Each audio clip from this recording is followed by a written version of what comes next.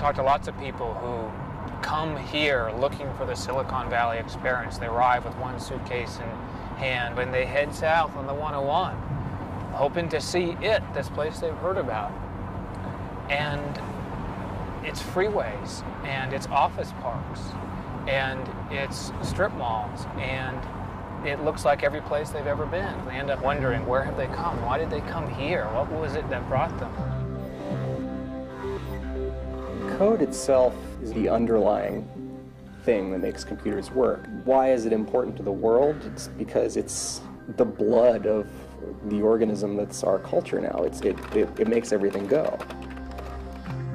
You know, technology has become the god of our society now. I mean, I think that people stand in awe of it and stand in awe of the people that make it.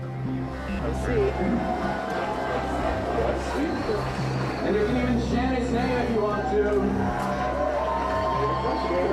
There's a sense that software is a kind of new frontier. You know, it's the old gold rush metaphor, the California gold rush all over again.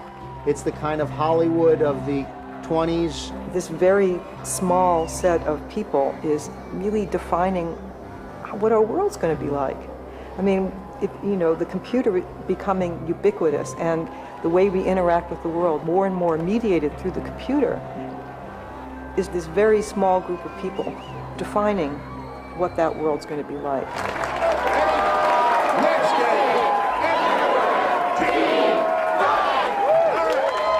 Less than 3 years ago, a small team of engineers at Netscape Communications created software that made surfing the internet easy, and in the process, changed the face of computing. On this day, however, the company is in big trouble, driven to the ground by its rival and software colossus, Microsoft. Only a radical strategy will help save it. Let's hear a little Mozilla! Mozilla! Mozilla! Mozilla! Netscape is giving away its source code to programmers outside the company. The source code is the secret formula for browsing the web. The code is named Mozilla, and if widely adapted, it will make Netscape's code the internet standard, drawing users to its other products and restoring the company's sagging fortunes. Our story focuses on a team of engineers who will come together in this building. Over the course of the next year, they will turn their lives inside out to create Mozilla and battle a giant competitor to save their company and shape the future of computing.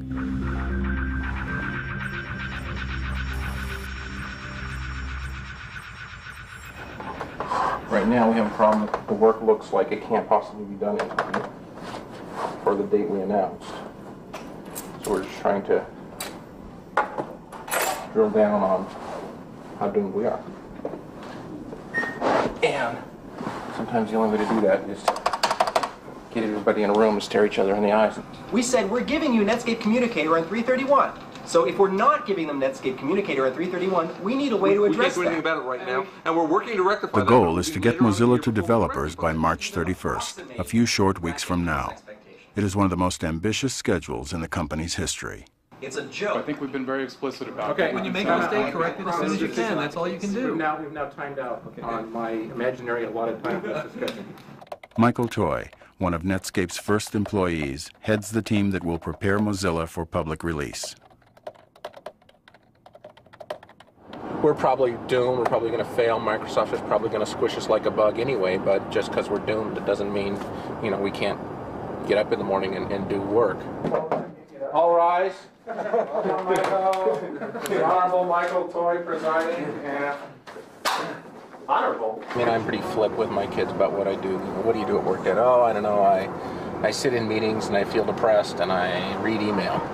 Oh, you got me. But they think my office is the greatest place in the world, though. It's like, oh, we're going to your office? Oh, yay, yippee, I love going to your office. Because, they play with the guns, and there's free soda, and there's the giant balls.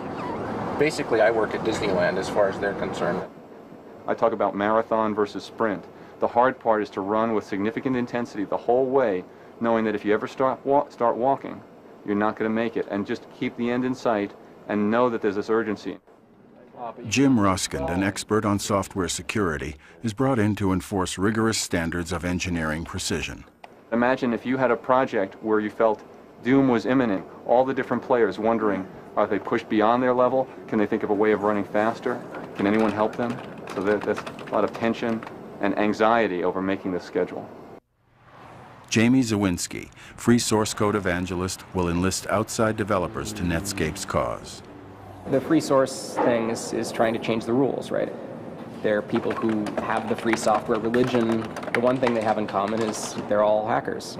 They all, like writing code. So hoping to tap into all of those smart people and get something from it, so that everyone benefits. Yeah, maybe. I don't know. We're talking about 2.5 million lines of code, and every one of them has to be gone over carefully, and in some cases twice. Okay, I think we're ready. With hundreds of engineers converging on Mozilla with new code to enable its release, Tara Hernandez makes sure that their changes do not crash Mozilla and bring everyone's work to a halt. This is how we keep track of all the changes that are going in. Green is good. A lot of changes going in right here, and wham, the build's all died. Okay? All right, bye. No. We're doomed. Some of the worst crashes are reserved for Scott Collins, a veteran code writer who stands by for late-night troubleshooting. Now the moment you've all been waiting for, when one of our lucky videos qualifies. I've been here for about, 60 hours or so. Writing software is different from selling real estate. Selling real estate, you sell to people, the people are asleep at night. When they go to sleep, you have to stop selling real estate. Computers never sleep. We're in the finals. We're gonna win $10,000. You can see my cube is decked out a little bit better than other people's. I have a nice couch, little mattress under there I can sleep in. Artwork from my children. I have control of the light switches. This is what I'd like to get. If my wife truly loved me, she'd let me have one. Life is good.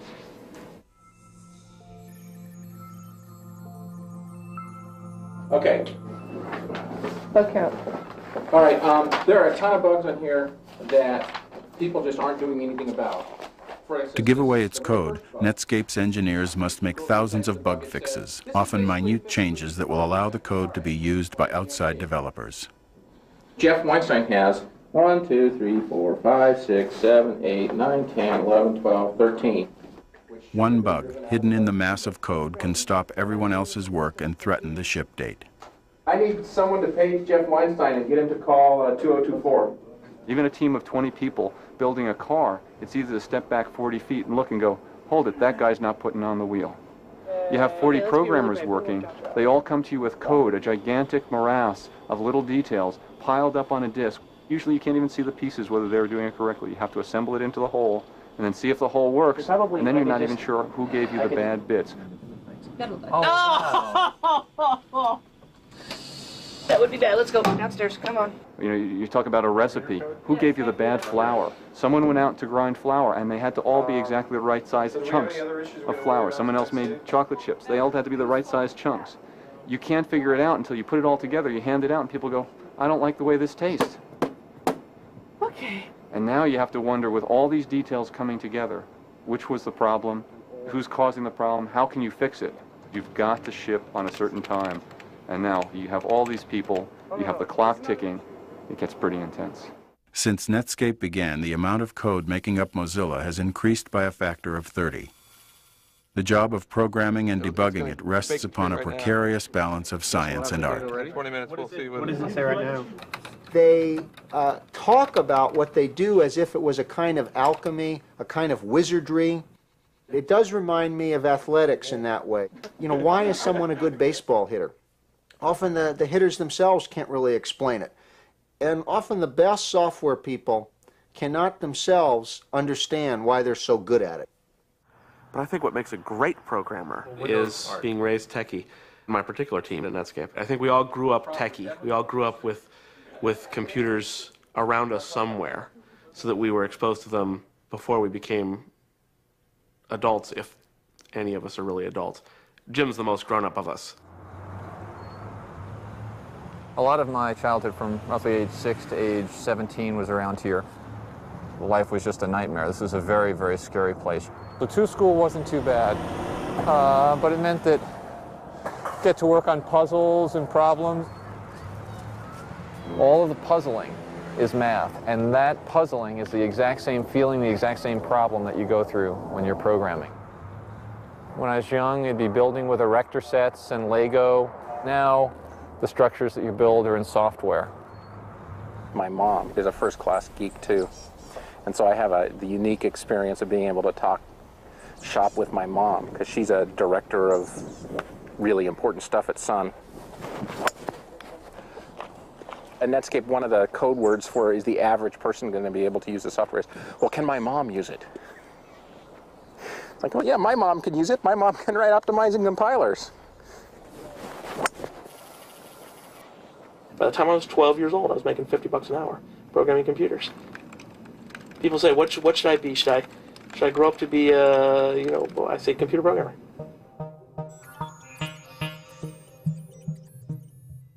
The thing that makes it a youth culture is one's capacity to throw one's entire life on the line with these firms.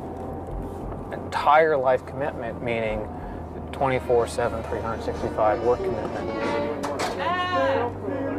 Throwing yourself into a thing where you don't know if that job is going to be around soon. There's no stability here. So it's very kind of a weird irony that the very people who are inventing the future can't see their own future.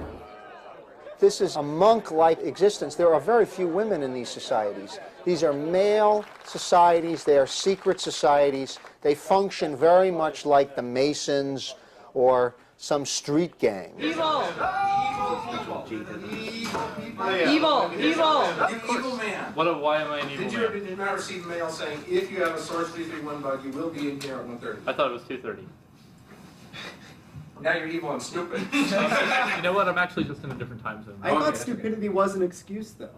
A lot of people at Netscape don't get out much because they're at work all the time, but most people's social interaction, I would expect, revolves around work, just because so many people spend so much of their time at work. Hey, Chris, it's Tara. I mean, how much do you love me? They've been saying the issue. Good. What do you know about like the threading stuff, calls into JavaScript and Java and XFE? Has Gordon been talking to you? All we have left to hold on to really is the workplace. I mean, it is the modern village. People get to know your history. They shrug at your bad jokes. There's a kind of familiarity that and continuity that we don't have elsewhere. Paul, we're going to go out in a while and get something to eat and do stupid things. You interested? Sure. Right. Okay, purpose of this meeting is not to beat up people. The purpose of this meeting is to make sure that as a company we are incredibly focused on getting the bug count to 0. We've been moderately focused up until now. We need to be deadly focused from here on in. Okay, Jeff Weinstein. Is he in this room? He is not. He is not in this room. Did not check in this weekend. True or false? He did not check in this weekend. He did not answer his mail, and he hasn't answered his phone yet either. His locator shows he's with the rest of the colonists. And the old saying is that trying to manage programmers is like trying to herd cats. You know, you want them to be cats. I mean, if you like cats, I mean, because you want what's unique about that creature, but they really don't all like to go in the same direction. Where the hell does Weinstein sit, actually? In less than 4 years, Netscape has grown from a handful of people to over 2,000, and sometimes locating a programmer becomes yet another obstacle for the browser team to overcome. I'd say he's not in there. That would be my guess, straight out. He's not there. When's the last time he was in here? This afternoon. Okay. Tara and I are ready to take a hit out on him. Okay. Well, if you see him when he comes back, tell him to panic and run around, and we're like doomed on Mac right now because the person who's working on Mac is like waiting for data, right? You should go around and get like every person in the company saying doomed. Netscape's predicament has much to do with this man, Bill Gates, whose company, Microsoft, has made him the richest and arguably the most powerful man in the world. All right, if we could have order, we'd like to begin.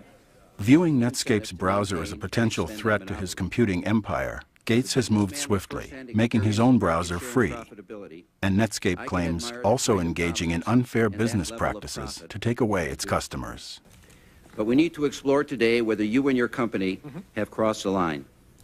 Or, on the other hand, whether this is just the carping of disgruntled rivals. Netscape CEO Jim Barksdale argues his company's case before the Senate. And certainly nobody here on this panel is a greater admirer of Mr. Gates or his company than I am. But we do ask that Microsoft be held accountable for some of their actions that intimidate PC OEM manufacturers to use their products, and exclusionary practices that prevent them from using my products. Not all companies succeed. Some fail to embrace change. This is the way technology in the free market works. The software industry's success has not been driven by government regulation, but by freedom and the basic human desire to learn, to innovate, and to excel. Meanwhile, thousands of miles away, Netscape programmers continue working around the clock in a race to meet Mozilla's release date. These guys, they tend to work very consistently, so they'll just keep working until it's done. They won't stop. They don't need food, they don't need sleep, they don't need anything. Okay, they take pay, but you know, that's A while ago, some people from Harvard came and said, well, how do you develop software? We're writing a book. And I talked about all the things that I thought were really important, and they were just, it felt to me like they were shaking their heads going, oh, gee, he doesn't know about Principle 7, and oh, he doesn't know about Principle 22. And in some ways, they're right. I really haven't got a clue, right? I really like to err on the side of every day we wake up in the morning and say, based on what I know today, what's the best way to get to where we all want to go? I personally, or me and you three of us, do not have time to read all 2 million lines of source code to see that there are no remaining problems. We're going over here, zeroing in on Jeff Weinstein. With March 31st only days away, the team can't proceed until Jeff Weinstein, an expert on some of Netscape's most arcane code, finds time to complete the bug fixes on his list. How you doing? Okay. All right, well, you're officially the most doomed individual in the company, sir. This one I can close, same with this one. Yeah, a bunch of these. Hopefully I'll get most of it done tonight. his goal. He was just going to stay all night, and he was going to get it all done. The good news is actually, I think by about, I'm not sure if it was 9 or 11 o'clock at night, he actually was completely done. Reaching a critical milestone is cause for celebration.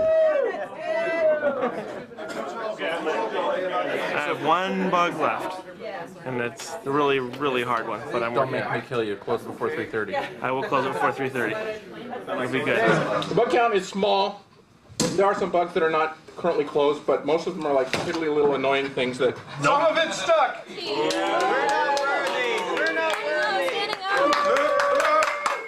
I'll praise the mighty ones. There's just been a tremendous pile of people working really hard this week to do the impossible. There's this magic phrase that Michael Toy invented, which is Zaro Boogs, which is, it's not quite perfect, but it's perfect enough. You know, 0 bugs, 0 boogs. You got a spare monitor upstairs in the King's Cube, right? Yes, I do have a spare monitor. This is the first big test. Will an outsider actually be able to make Mozilla work? If not, Netscape stands a good chance of missing its March 31st deadline. I thought this was going to be a huge thing. I thought it was going to be like 100, 200 people here, like all in rows, like with Soviet style. Yeah. Compiling. We're nowhere near that organized. All right, looks like it's all there. Here we go. Yeah. Wow. All good. It's pretty simple how stuff's built. It's just there's a set of scripts that are set up to say exactly what to compile, and then they all get globbed together into Mozilla, hopefully. Here it is. Yeah. If you get it to work, then it means anybody can get it to work. That's true.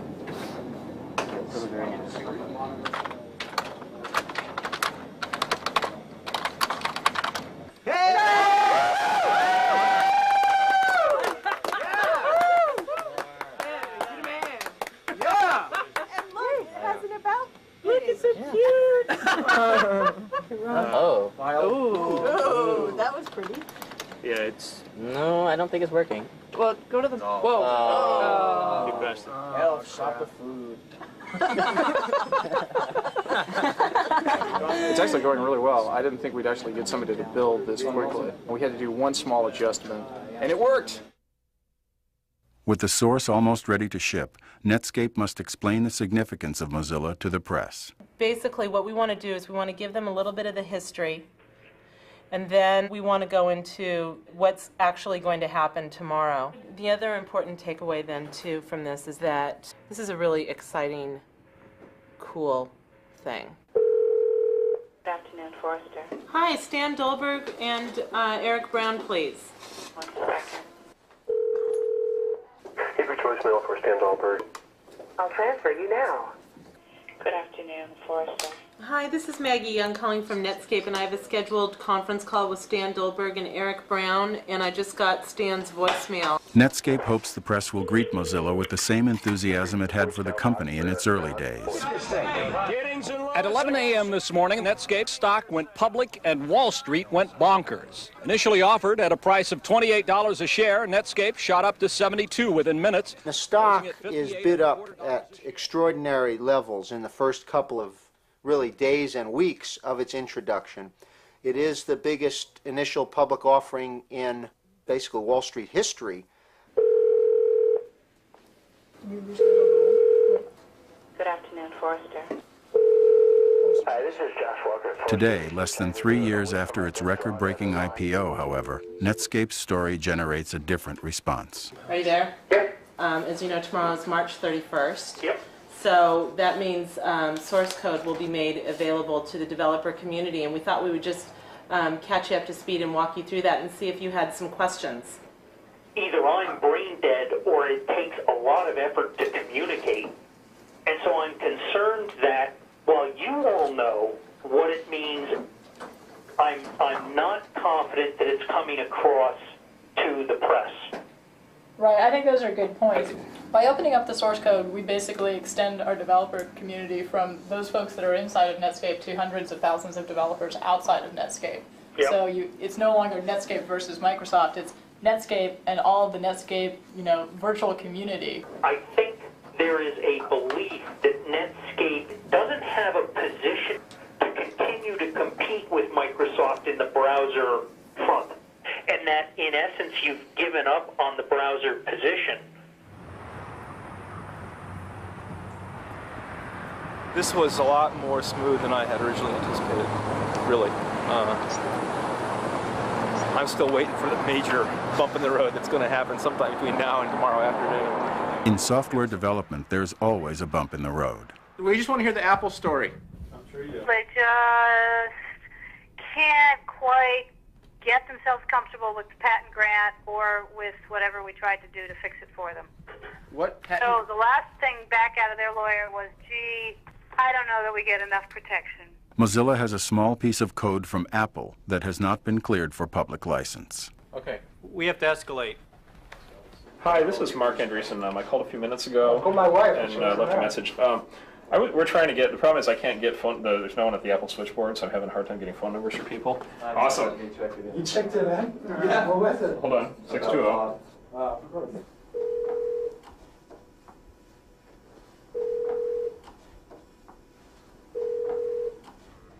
In order to ship Mozilla the next morning, Scott Collins is called in to replace Apple's code with his own invention. And theoretically, we believe this is possible. It's my last bug. When I complete this bug, I will be allowed to rest. So I stayed up until about 5:40 this morning writing this replacement class because it made my life a living hell. I got it basically running. It's all running. It's all really good. And thank heavens we got permission from Apple to ship the regular source. It's my understanding that Jamie is going to be the person that is going to be pushing the bits up to the website at around 10 o'clock. Is that correct? Okay. And we're going to be staging some different photo opportunities for the press at that time. There'll be television cameras, Can we just hire actors to do this? I was just telling you to be on TV. Come on. We're not going to mandate. They're on TV now. I personally don't think anyone is going to come.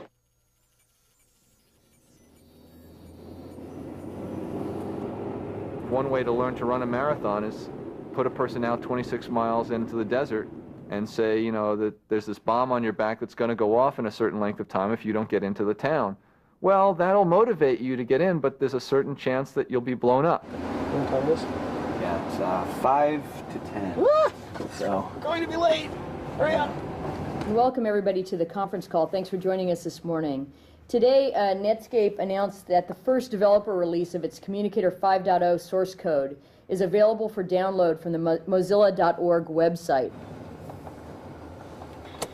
And you know where Tar is, right? It's second floor? Yeah, it's the first floor, like way on the other side. And then today, on the end of March, as we announced, we are pushing the code out to the web, as they say, and we're delighted to be part of it, and we're very excited to see what happens. The good news is the marathoner is now coming into town with that bomb on his back, and it looks like he's going to make it. This is the moment of truth. They don't have a theoretical framework to write software, they're just writing it. Hi. It's just like hitting the baseball. If their code gets a home run, nobody's asking questions. Well, this doesn't make sense, or why do you do that? Why does it work? Nobody cares why it works. You're not nursing anything, are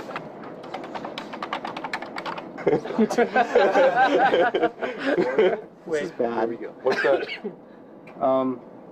Well, It's not connecting to the machine that controls the FTP push is like not answering. Is it loaded? It's blast, not blash. No.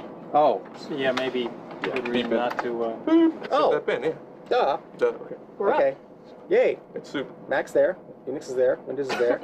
We're done. We're done. It's up. We're done.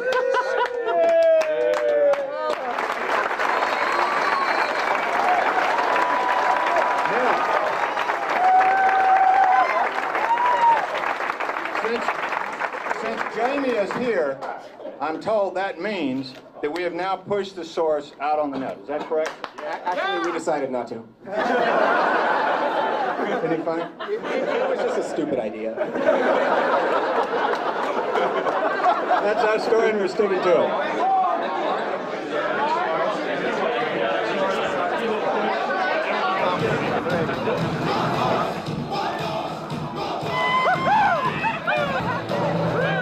For a moment, everyone at Netscape takes a breather. I think it's going to work out. In the first hours of its release, the source code is downloaded thousands of times. But the number of downloads is no guarantee that Netscape will receive enough valuable contributions to help the company reverse its slide.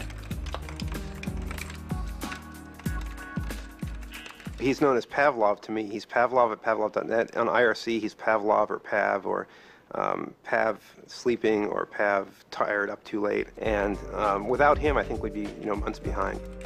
Netscape's notoriety draws code writers from around the world willing to work on Mozilla without pay. One such contributor comes from rural Georgia.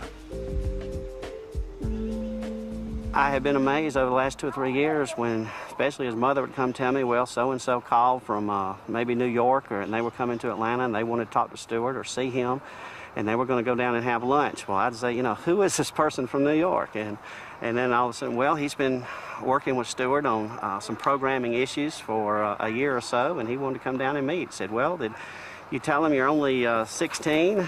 I had no idea.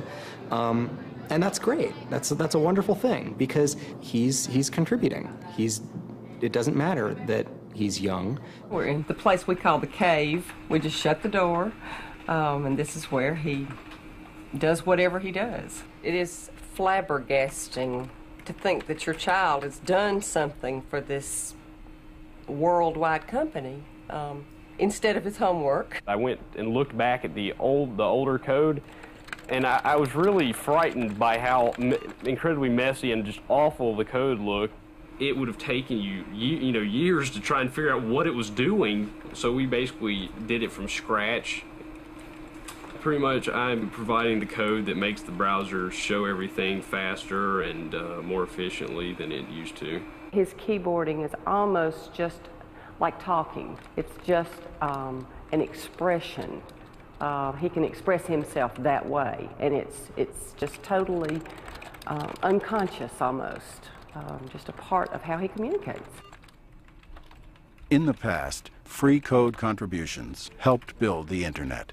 How a commercial enterprise will benefit from free code remains a big question. Well, it's certainly my hope that the enormous amount of new people that no one company could afford to have working on any product now contributing to the Netscape Navigator Communicator, will make a significant difference in the improvement of the product.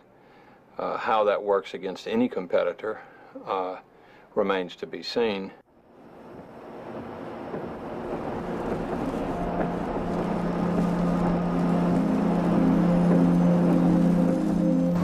Morning. Morning, thank you. David Retterman, an analyst for a San Francisco investment bank, closely monitors Netscape's radical plan for investors eager to participate in the internet stock boom.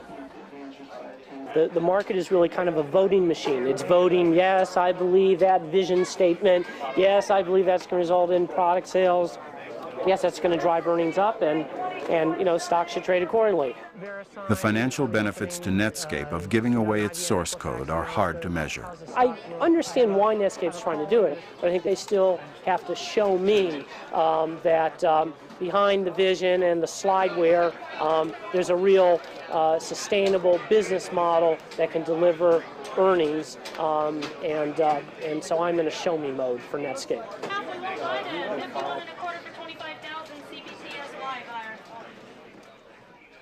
Now my job will be 3 times as hard as it was yesterday. It was already 10 times harder than it needed to be, right?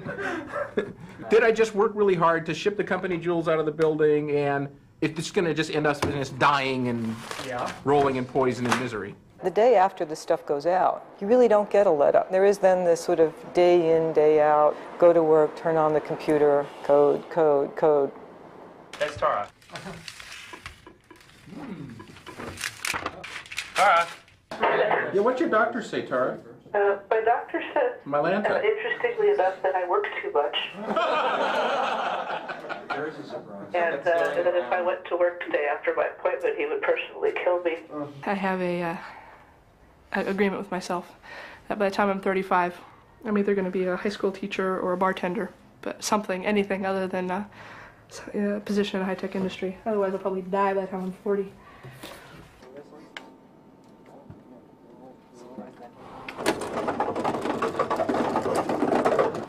Now that I'm an old guy, I've kind of been around the block a couple times, and you can go from realizing this just never stops, does it?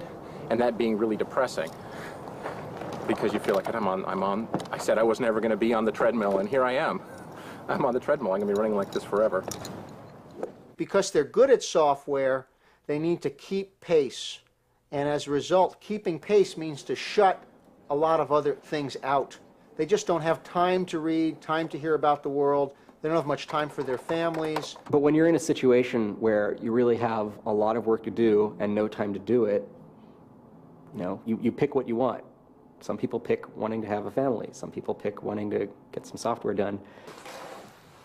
Christopher was born right after I started at Netscape, and I basically missed the first 2 years of his life because of the intensity. I'd work till about 7 or 8 o'clock, come home, eat dinner, put the kids to bed, and then go back to work or work from home until 2 or 3 in the morning, and I was like the dad zombie. He would call and say, I'm on my way home, and then it would be 2 or 3 hours, and, the romantic dinner candles had burned down, and I was thinking he was dead by the side of the road, so, if 24 hours goes by and I don't hear from him, I pretty much know where to find him. I live in Michigan, and I commute. So it's quite a long commute. I don't make it every day. I only make it about every 2 weeks or so. But there's quite a time change. Here it's something like 12:01 in the morning, and there it's 1954.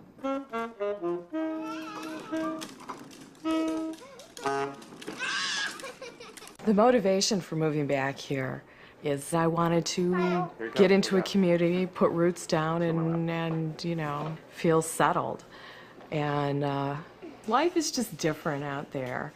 It really is. I mean, here people work at a car factory or whatever, and they're 30 years and out. If you want to go over there, sure, that's fine by me. We spent 45 minutes talking about this whole story from job to job to job to job.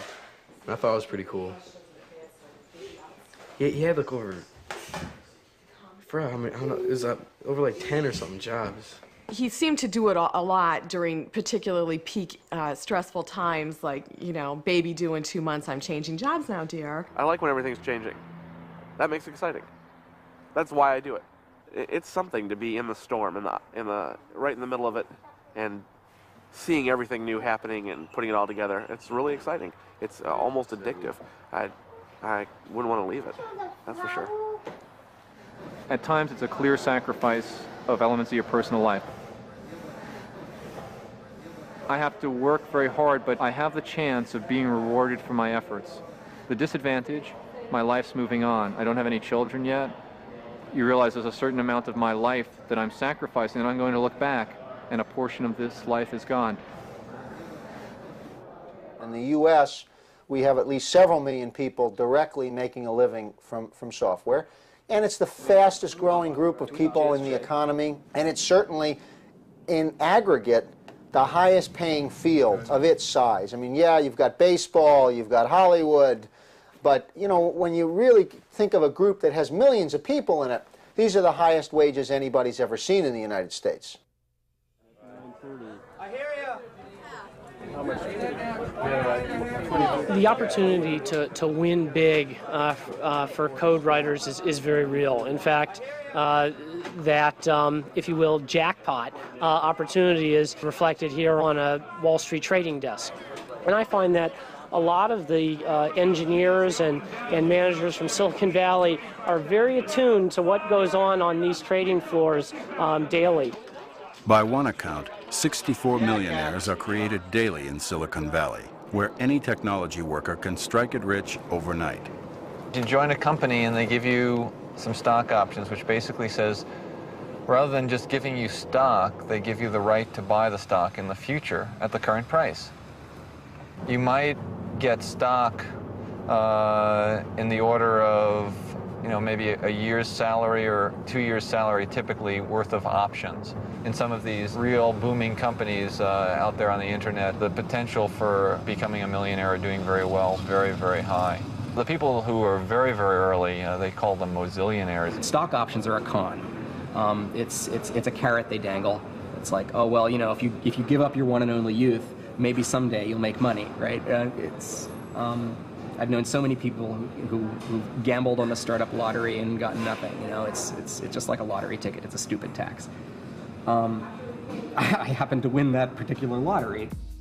From the day Microsoft announced its aggressive commitment to the internet, however, Netscape's stock has been in a steady decline, and throughout most of 1998, Netscape options are essentially worthless.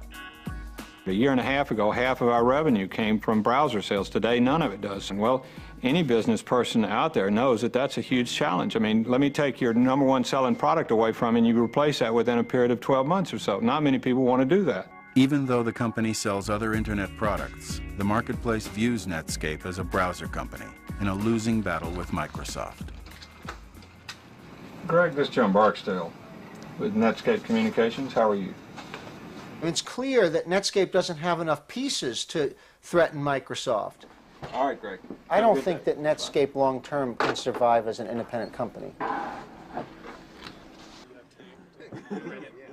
While Mozilla tries to recapture the early glory days of the company, integrating code from the outside means more work for everyone on the browser team. Apparently, I must have done it backwards from what you told me, or I don't know what.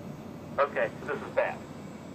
And we want to take the old free tree and use it as a subsection, and we want to build this interesting tree around it. No, that's not what we want to do. We have NS and NSPriv at the top, right? It's either a project file for this or a project file for that. It can't be a project file for both. We don't have a plan for doing both. So right now, I have some files that have to come from here for Java in the single directory, and some files that have to come from here in the same directory. The same directory. Tell me how I do that. That's the problem. The browser division, which costs the company almost $30 million a year to operate and contributes few revenues to the company, is reorganized in the fall for the second time in less than a year. Do we have all the answers? No. We're going to try and learn what we can from seeing the people who've done this well. When I joined a startup, I knew that 19 out of 20 fail. When an employee comes to work at Netscape today, he doesn't have the perception that there's a 19 out of 20 chance that this job is not going to be in place 1 to 5 years from now.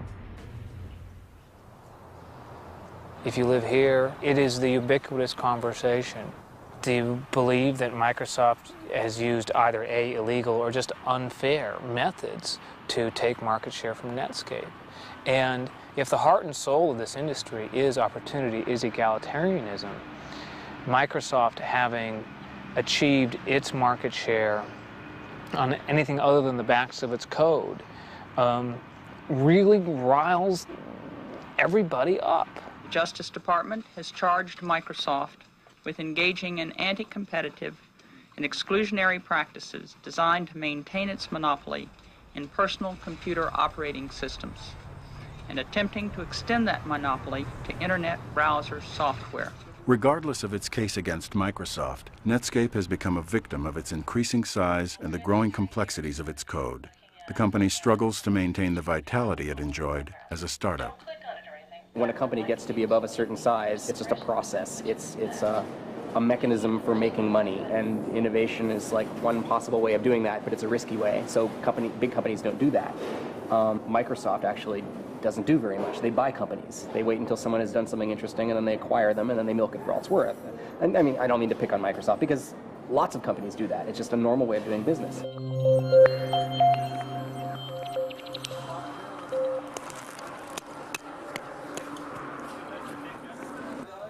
We're on our way over to the Flint Center now. We're going to have an all-hands meeting. Jim Barksdale has moved up the all-hands meeting by roughly about a week. We've just announced quarterly results, and now this major change in direction. Well, in case you hadn't read the newspapers, we have, as of 1:30 this morning, concluded negotiations and agreed to sell our company to AOL of Dulles, Virginia.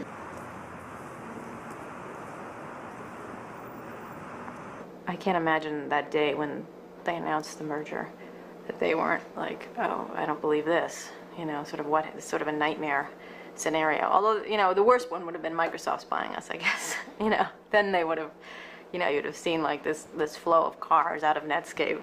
6 months ago, they were insulting AOL's technology. You know, it was a service for idiots. Congratulations, Skippy. You've got mail. Netscape is not unusual in the way they felt about AOL in Silicon Valley. I mean, it's very clear that nobody had any respect for the company. One of them at Netscape called Steve Case a soap salesman because he used to work at Procter & Gamble. The soap salesman bought them. The quote that came out of this article was Netscape, something along the lines of, "Live fast, died young, and left a tired corpse." And I don't know that I agree with that.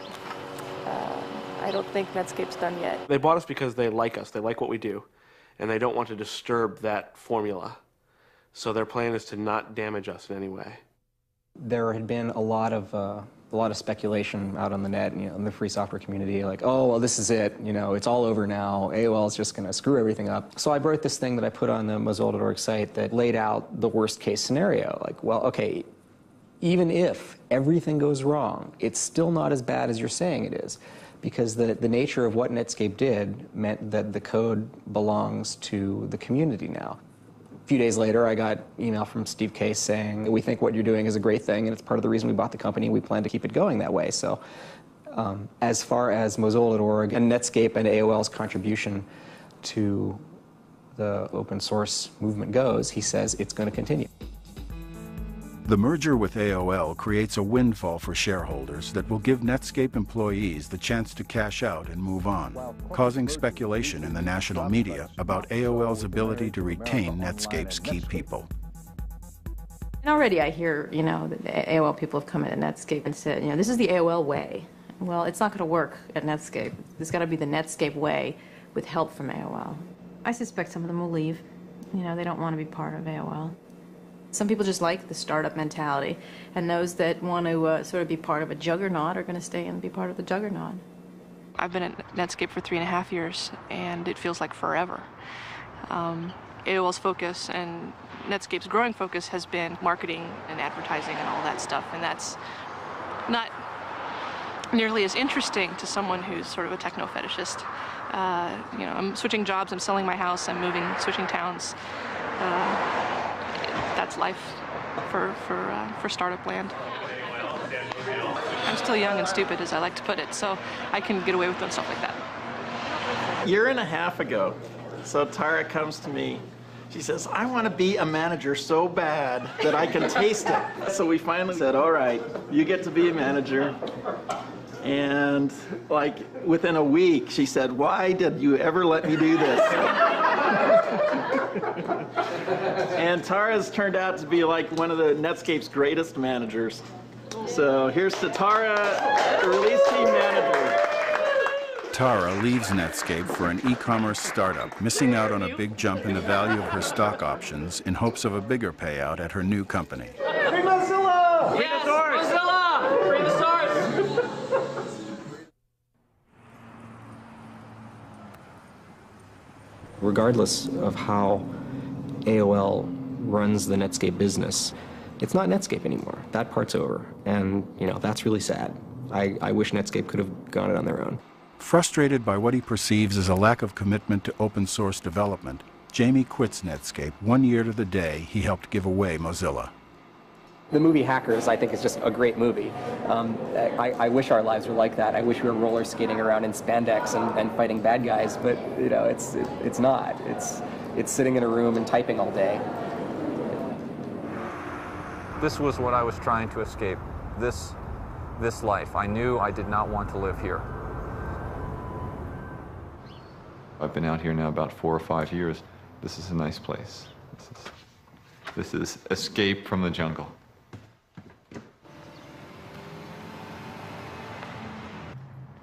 Jim Roskind is promoted to Netscape's highest engineering rank. Last night I was here at 4 in the morning, and this isn't even in the middle of a critical push, but it's almost like an addiction, an adrenaline rush, a going for perfection, a pushing. And then, as you see the results, you get the feedback to push harder. I really shouldn't comment on this since I'm just as foolish as everyone else, but I'll just go ahead and do it while admitting that I'm foolish. There's just a tremendous quest for material wealth here. It's like the gold rush all over again. This is going to be the playhouse, and then this will be like a front porch with maybe little flowers and stuff, so it'll be like a cute little house. I went to Netscape because its main purpose was to generate cash based on this internet thing. That's like what we're going to do. We're going to get rich. It just took a heavy toll on our marriage, and if it wasn't for God's grace, we wouldn't have made it. Why the way I use God's gifts? Michael burned out. Michael came to a place where in his own life where he said the cost is too great. I'm not going to do it anymore. If people would look at this and say, oh, hey, this is a cool thing, I'm going to start a startup and get rich quick, I just have to say, you need to count the cost, because you can't ever retrieve the time that's lost. Michael Toy, Netscape employee number 6, achieved his goal of financial independence and retired from Netscape shortly after Mozilla's release.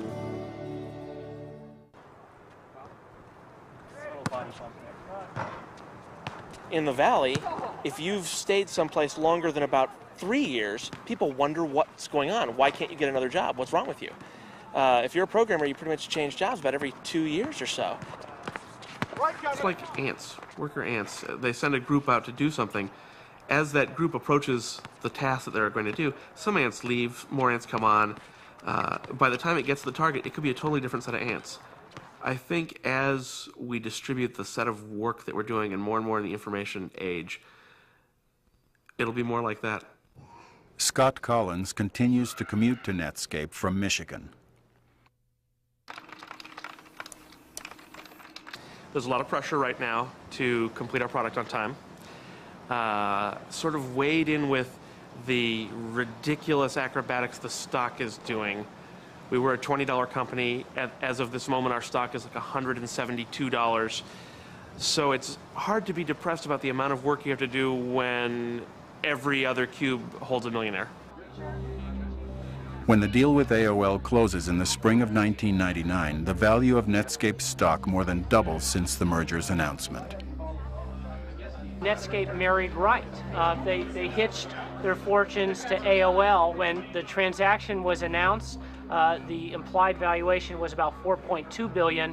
When the transaction was completed, the transaction was valued at $10 billion. So in effect, about $5.5 or $6 billion of net worth was created. So I think it was the very clever deal making of Netscape management that kept them in the game much longer, and Netscape shareholders benefited quite considerably.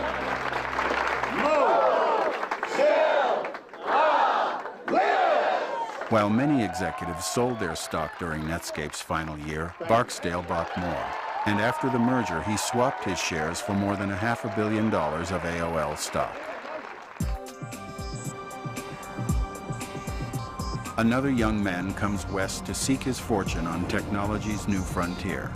I'm a little bit nervous going into this interview because I'm not entirely sure what to expect. It's a long way away, 3,000 miles, a long way for your child to be, but this is a place where there's a lot going on that he's very interested in, and I think has some talents in this area.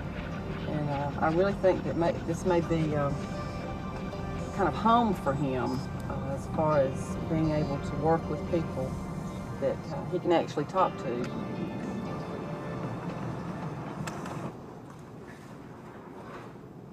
Pavlov. Hey. See you again. See you. What I want to know is what you want to do. I mean, what your goals are for the next couple of years. My goal right now is I want to see the Unix version faster than the Windows version.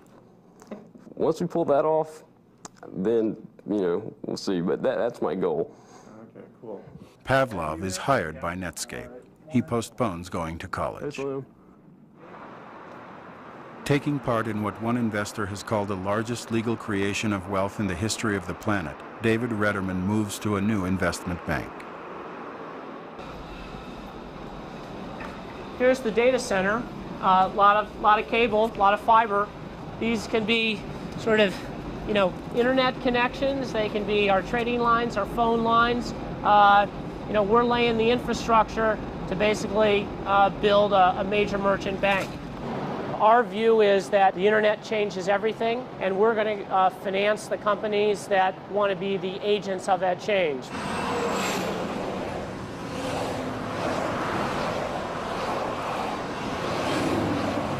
Look at this intersection. We've got a bank here.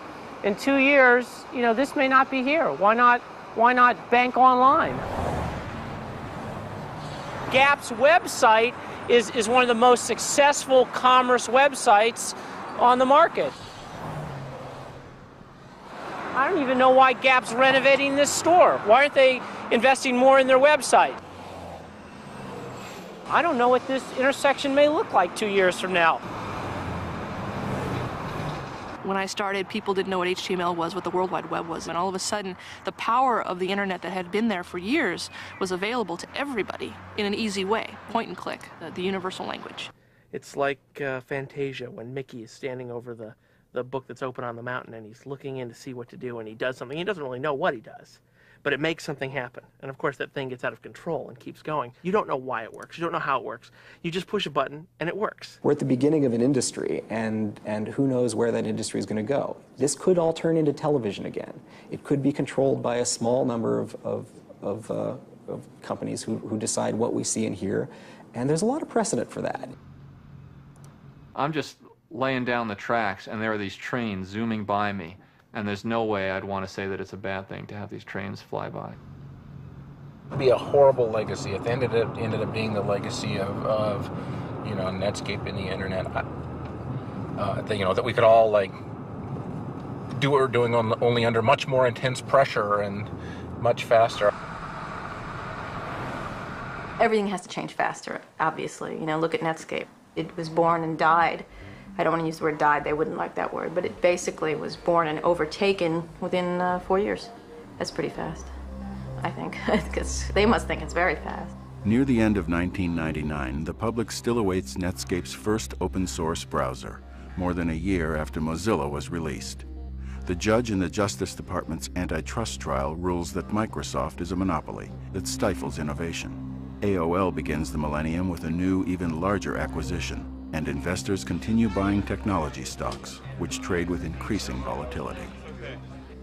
Still, as the internet finds its way into every corner of daily life, so too will legions of programmers and their code, working fast and late into the night.